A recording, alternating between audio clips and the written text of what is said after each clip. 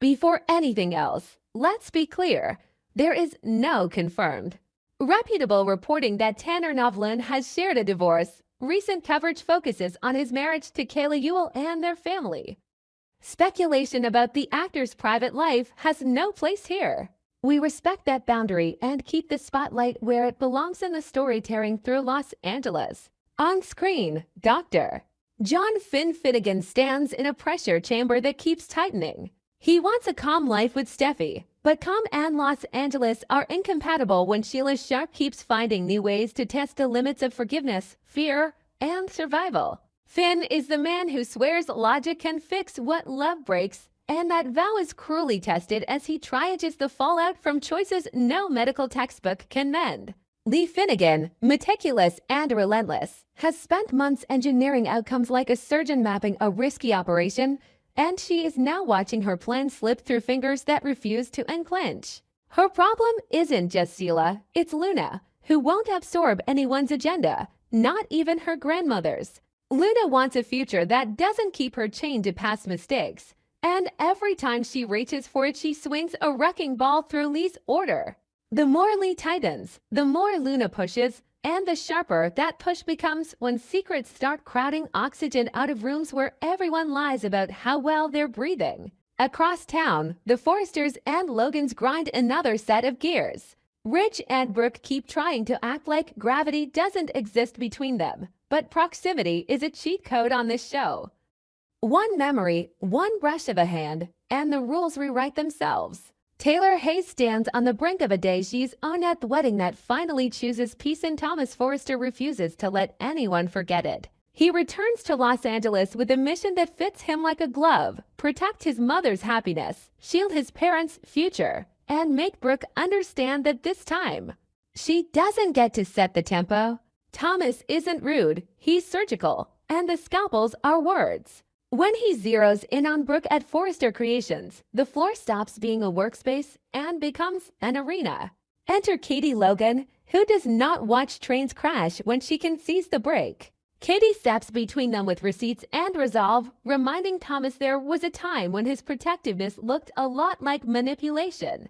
She names the CPS stunts, the strategic outrage, the way he turned family into theater and expected applause. Thomas takes the hits but doesn't retreat. He frames himself as a son defending his mother's chance at joy, not a man revisiting his worst instincts, and in that framing he doubles down on the only platform he trusts: vigilance. Meanwhile, Brooke doesn't ask for rescue and doesn't intend to apologize for existing in Ridge's line of sight. She does what she's always done: stands her ground, and the room understands this isn't ancient history repeating. It's a live wire humming 2 inches from a puddle. That charge spills into another triangle the show knows better than any diagram: Hope Logan, Liam Spencer, and Carter Walton. Liam starts small, because that's how he ventured coffee that feels like yesterday. A familiar text that lands like a promise, a soft confession about what we had that sneaks past Hope's defenses. He isn't lying about his feelings. He's curating them, creating a playlist he knows by heart. One that always leads to an almost kiss that drags the next moment behind it like a wave. Carter reads the tide and hates what he sees. He doesn't fear Liam, he fears repetition, the awful efficiency of a pattern that grinds good intentions into dust. He wants to fight for hope without becoming a man he won't respect in the mirror, and that restraint is noble and dangerous at once. Daphne Rose watches this opening with the calm of a strategist and the timing of a thief. She doesn't flirt her way into relevance. She positions herself where Carter can't ignore her. The voice that says out loud what his quiet won't: if you keep playing fair while Liam scripts nostalgia, you'll lose the woman you love to a rhythm designed to erase you. Daphne's appeal isn't temptation, it's clarity, and clarity is addictive in a city where everyone hides behind ambiguity. On the business side, Forester Creations receives the kind of guest that makes a showroom feel like a stage.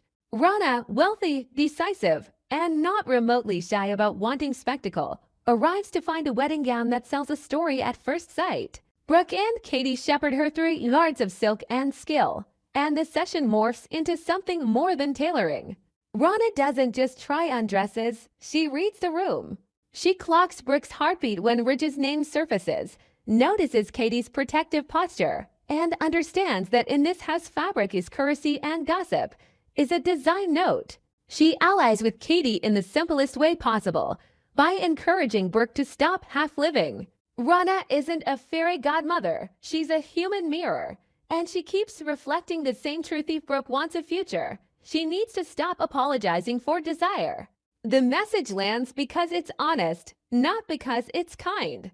Back in the personal trenches, Will Spencer is the man carrying a secret like a live grenade. He didn't ask to hold it, and it isn't his fault it exists, but his silence makes him part of the blast radius anyway.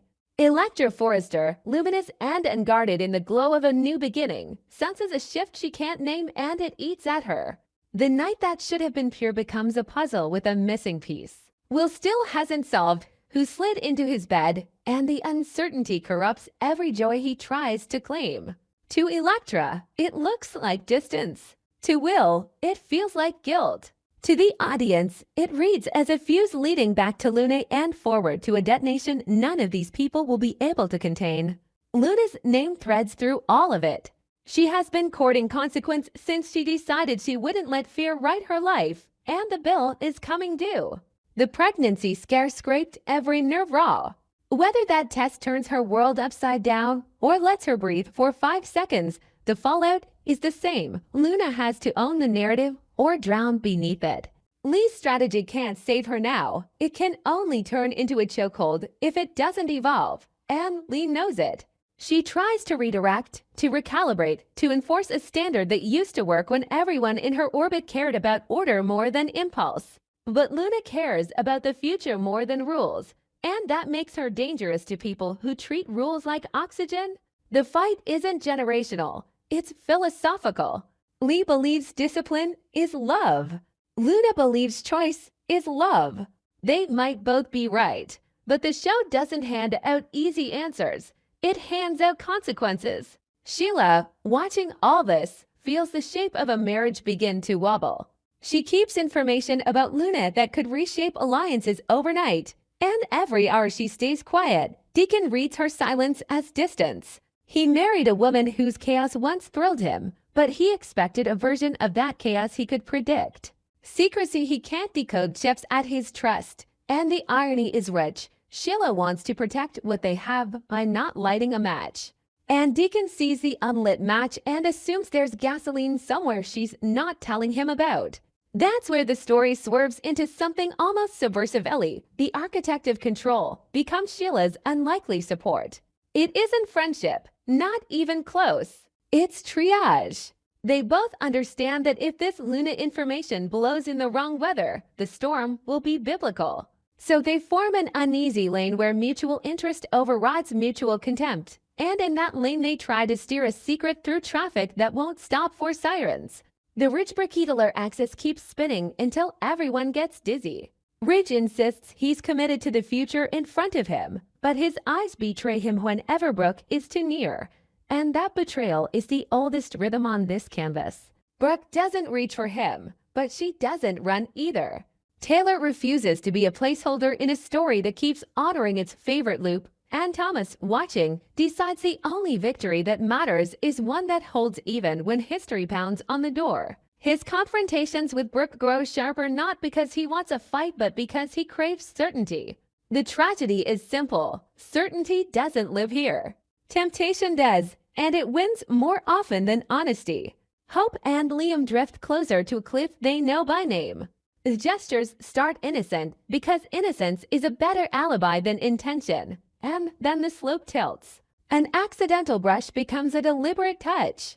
A shared laugh becomes a shared silence, too long to be harmless. Carter tries to anchor, to remind Hope that patterns are prisons, not comfort. He won't smear Liam and he won't beg, but he will make a case for a future not built on the wreckage of the last one.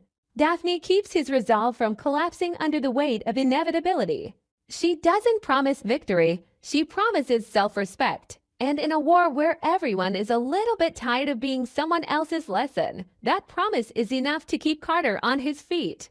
At Forester Creations, Rana's presence turns into a recurring chorus. She keeps trying on gowns that sell different endings and keeps nudging Brooke toward the one that doesn't require self-erasure. She's savvy about headlines, but she isn't cruel. She respects the craft, and she respects the women who built the house she's shopping in. When she hears a quote-unquote update on Brooke's heart, she doesn't gloat, she measures. She sees a woman who still loves big and a man who still looks at that love like a horizon, and she says the quiet part out loud, either choose it or kill it, because half-lives rot. The Will Electra Luna thread tightens as truth starts rattling its cage. Will can't sleep without seeing that unsolved bed. Electra can't kiss him without kissing the silence. And Luna can't outrun the way a single night can echo through 100 days. The mystery isn't static. It keeps generating new orbiting problems jealousy that has nowhere to land, trust that can't find footing, and futures that keep tripping on the past. When the crack finally shows, it won't be a slow crumble. It will be a snap, and the sound will carry. Finn, pressed from all sides, tries to be the man who holds the line. He's a doctor. He believes in protocol, diagnostics, solutions. But the mess around him doesn't want solutions. It wants surrender. He walks the corridors at the hospital pretending the clean lines and sterile light can bleach the hurt out of his personal life, and they can't. With Steffi, he's tender. With Sheila, he's iron. With Lee, he's the son who wants to please and the man who wants to lead. And with Luna, no matter how gingerly he steps, she's a human reminder that every choice has a half-life. His arc is not a moral test. It's a stamina test.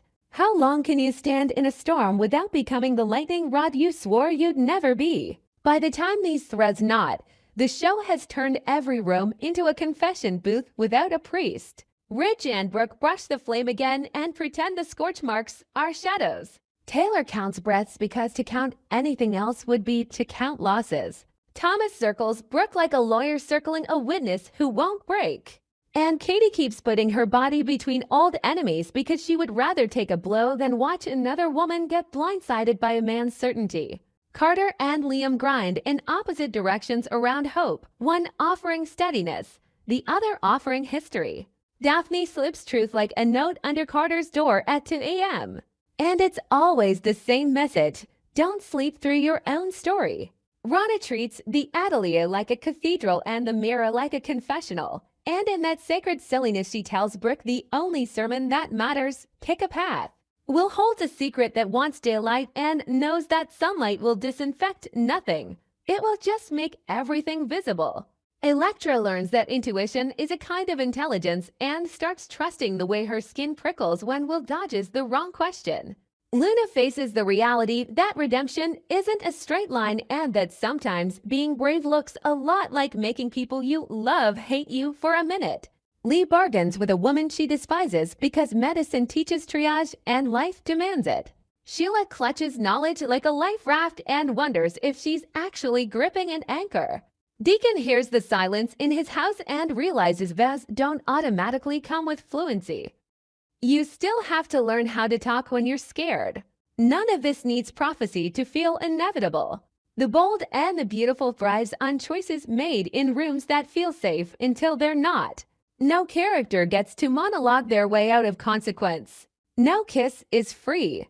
No secret stays quiet in a city built out of glass. That's the point of this run. Watch good intentions go to war with muscle memory. Watch people who love each other test how much truth that love can carry. Watch enemies agree for a minute because a bigger enemy has entered the chat. Watch dresses get fitted while hearts get measured.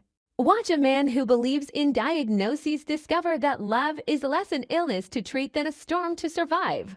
The line that matters right now is simple. We focus on story, not rumor. The actors live private lives we leave alone.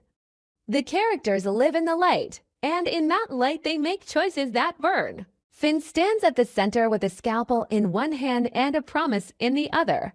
Rich and Brooke inch toward a question that won't stop asking itself. Taylor refuses to be a backup plan. Thomas tries to be redemption in motion and risks being relapse in disguise. Katie protects more than she advises. Hope weighs love against gravity. Liam mistakes nostalgia for destiny. Carter insists on dignity even when it costs him inches. Daphne turns honesty into a weapon. Rana treats Couture like prophecy and might be right. Will either detonates his life or keeps living on a minefield. Electra learns to listen to the quiet. Luna writes her future in ink and accepts that erasers don't fix everything. Lee chooses triage over pride. Sheila stands at the edge of a confession and decides which version of ruin she can live with. Deacon reaches for his wife and hopes the distance is fear, not betrayal. That's the canvas. No gossip, no off-screen noise, just the relentless beat of a city that turns love into plot and plot into consequence. Keep your eyes on the story. It's the only thing that's real here, and it refuses to blink.